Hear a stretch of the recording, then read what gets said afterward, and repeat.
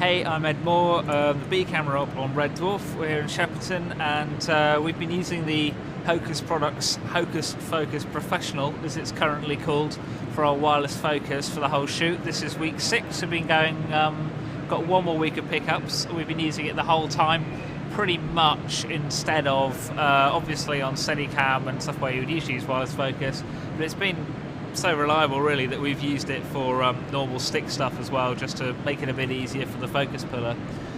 So I'll give you a quick rundown of it. It's just a prototype at the moment. I think it's getting close to being production ready. There's a few little niggles we've had, but the guys have been great on you know, responding to any issues we've had, getting it all fixed up, and it's starting to look like a really professional product. And it's kind of, I would say the level is kind of Bartek M1 and then a bit higher than that. So you've got your auto calibration, it's a much better motor design, it's a nice small receiver, you've got obviously camera run stop. It's a big step up from the older Hocus Focus, which many people think of as a sort of more DSLR, sort of lower end stuff. This is a really nice bit of kit.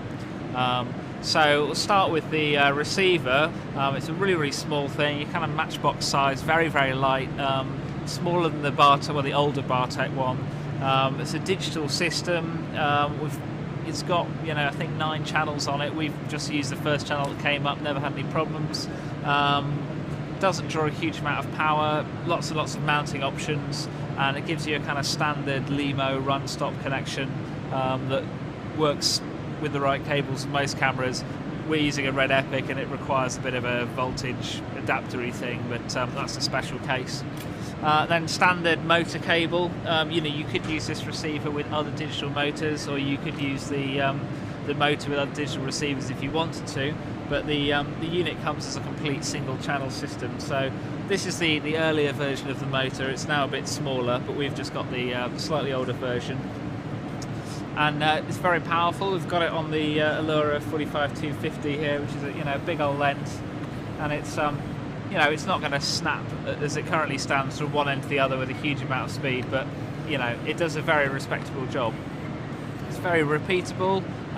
We had a few niggles about repeatability earlier on, and the Hocus guys came down with their programmer and literally like connected up and reprogrammed it in, you know, the Matrix code. So you know, that was all sorted out. The focus puller is extremely happy with it, which is it makes my life a lot easier because I'm not freaking out that it's not a Preston. Don't know what else I can say. The motor's, you know, very robust. Okay, and then this is the new motor chassis that's going to replace this one.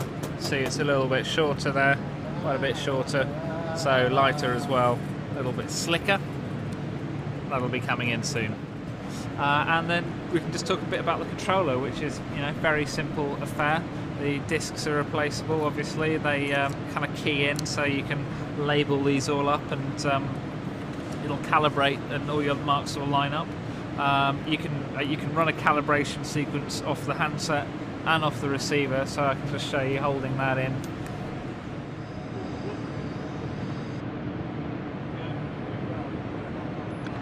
So, and then we're sort of good to go.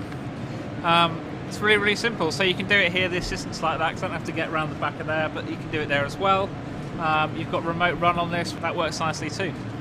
So all in all, I think it's really promising. There's a, you know, a few tiny little niggles and things to sort out, but for a completely new system that's been designed from scratch, I think it's you know, a nice jump up from the Bartek. It's at about $3.5 grand, I think, is the plan, all cased up, laser cut foam and everything. I think that's a really interesting price point.